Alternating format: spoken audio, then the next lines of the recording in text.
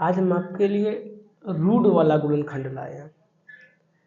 इसको आपको गुणनखंड विधि से हल करना है और देखिएगा इसमें लिखा भी है कि गुणनखंड विधि से हल कीजिएगा। ठीक, तो इसे हल कैसे किया जाता है तो आज इसी के ऊपर चर्चा करेंगे। ये सवाल थोड़ा रूड में होता है इसलिए बच्चों के कम समझ में आता है। तो पहले इसे हल करते हैं। कैसे हल करेंगे?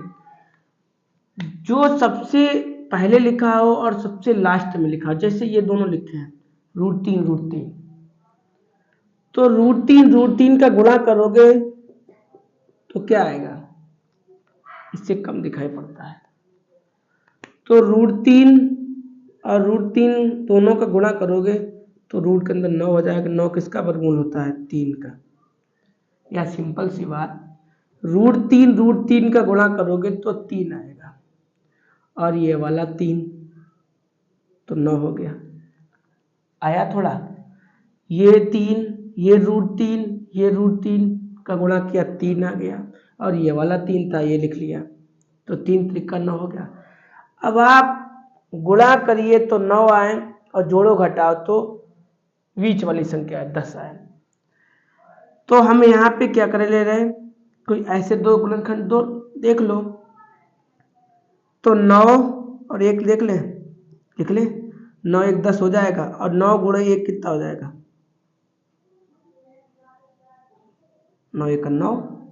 ठीक, आपको गुणा करो तब 9 आए तो 9 आ गया, जोड़ो घटाओ तो 10 आए तो 9 1 10 हो गया। यही आपके गुणनखंड बन गए।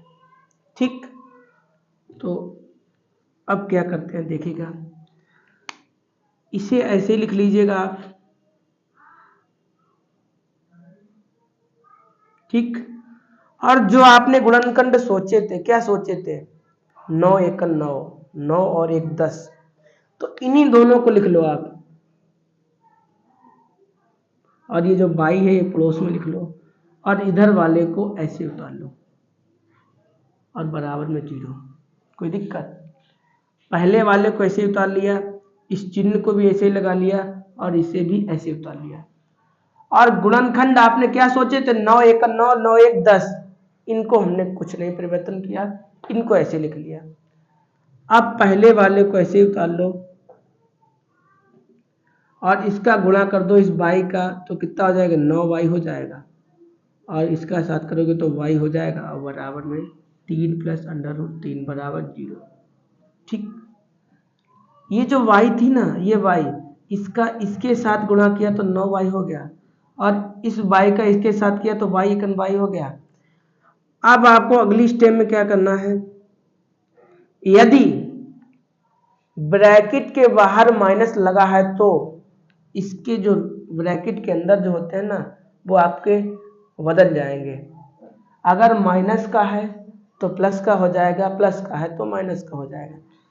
तो यहाँ पे 9y माइनस, यहाँ पे कुछ नहीं लगा होता तो प्लस लगा होता है तो -9y हो गया और यहाँ पे प्लस लगा है तो -y हो जाएगा और इसे ऐसे उतार लो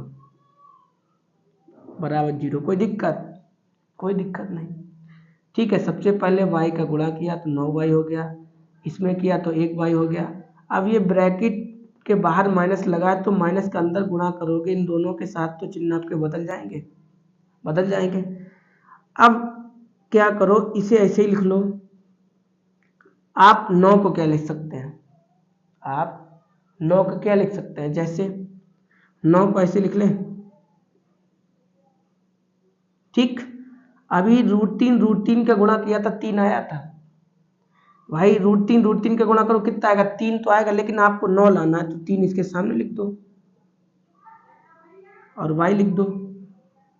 कोई दिक्कत? या इधर वाले के सामने इधर लिख दो। मतलब ये 3y आपको इन दोनों में से किसी एक साथ लिख देने हैं। तो अब कैसे गुणा करें? देखो, √3 का गुणा करोगे 3 आ जाएगा और ये वाला 3 तो 3 त्रिक का क्या 9 हो जाएगा, हो जाएगा। तो कहने का मतलब ये हुआ 9 को हमने ऐसे तोड़ा, ठीक, और ये वाली बाई ऐसे लिख लो और बराबर 0। कोई दिक्कत?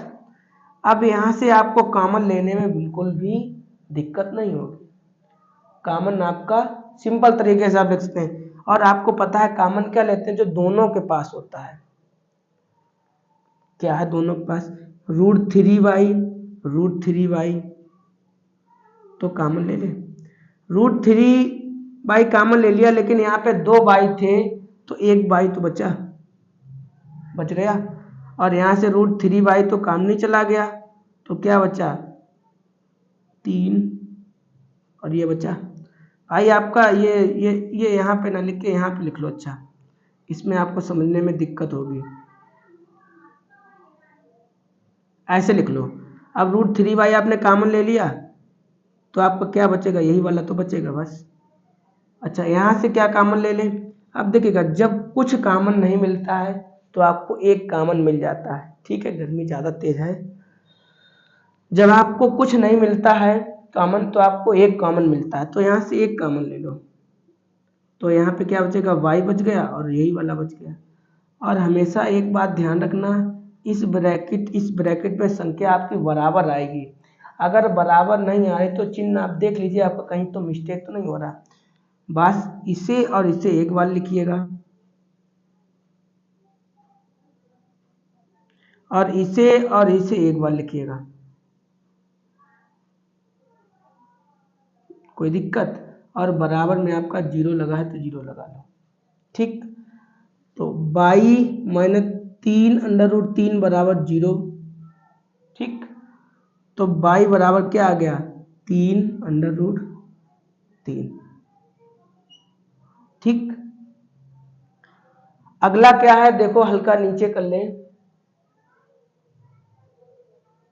ठीक, तो यहाँ पे लिखा है 3y-1 बराबर 0। तो y को यहीं रहने दो, ये 1 उधर जाएगा तो प्लस का हो जाएगा, और ये 3 कहाँ जाएगा, इसके अपान में। बस, तो यही दोनों आपके। वैसे इसमें पूछा तो ये था कि समीकरण के मूल बताइएगा, तो आप लिख देना ये समीकरण के मूल हो गए। ठीक है, कुछ नहीं है भाई, केवल आप गुणनखंड जैसे करते हो वैसे करते रहो। केवल यहाँ पे जो संख्या है वो आपको तोड़नी है, और इस बेस पे तोड़ना, इस आधार पे आप तोड़ना कि आपका 9 हो जाए। जैसे हमने 3√3 लिखा, तो 3 का गुणा करोगे तो 3 आएगा ना, 3 × 3 और 3 त्रिक का 9, फिर आप कॉमन ले लीजिएगा। ठीक है, किसी को दिक्कत आई हो जहाँ स्टेप में, वो स्टेप लिखे, हम आपको दोबारा ये सवाल समझा देंगे। ठीक है।